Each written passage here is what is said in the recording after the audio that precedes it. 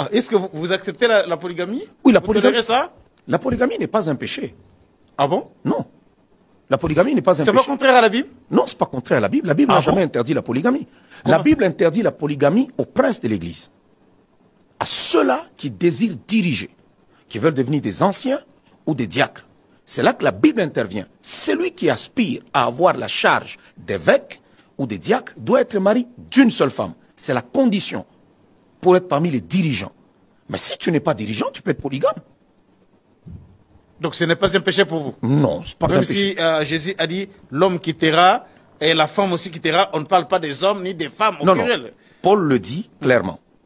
Si quelqu'un aspire à la charge d'évêque, il fait bien. Il faut donc que l'évêque soit mari d'une seule femme. Ça veut dire qu'il y avait des polygames dans l'église. C'est pourquoi on donne cette condition pour devenir dans l'équipe dirigeante de l'église, il faut être marié d'une seule femme. Donc vous pouvez bénir un polygame qui amène 3, 4, 5 femmes, 7, 15 femmes dans votre église. Il y a certaines choses qu'on ne fait pas parce que c'est de la manière dont on nous a amené l'évangile.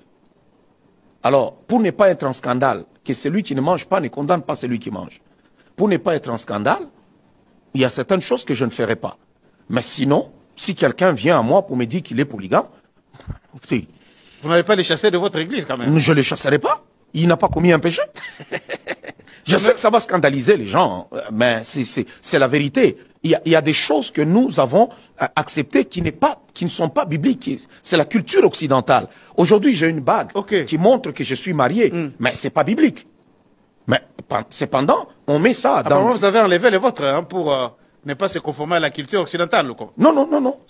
Là, vous êtes quand même conformé à la culture occidentale. Avec votre non, c'est parce que tout le monde le fait. Tout le monde le fait, on a la bague. Quand on vient à l'église, on bénit le mariage. On a même un moment où on dit aux gens, ok, l'échange des bagues. Et puis on dit aux gens, tu peux embrasser la mariée. C'est écrit où? Mais même en privé, quand même, vous pouvez bénir un polygame. En privé, même si c'est pas à l'église, publiquement. En privé, vous pouvez bénir ça? Tu m'inspires, tu me donnes une idée. Si un polygame venait, moi je veux le bénir. En privé? Oui. Donc vous n'aurez commis aucun péché en le faisant? Mais il n'y a pas de péché en cela, parce que si Paul dit que l'évêque soit marié d'une seule femme, ça veut dire que les polygames étaient là dans l'église. S'il n'y avait pas de polygame, on n'allait pas dire qu'il soit marié d'une seule femme. Non, on n'allait jamais le dire. Mais si on le dit, c'est parce qu'il y a des polygames. Si toi, tu ne veux pas abandonner, tu veux devenir polygame, tu ne peux pas être évêque dans l'église. Non. Donc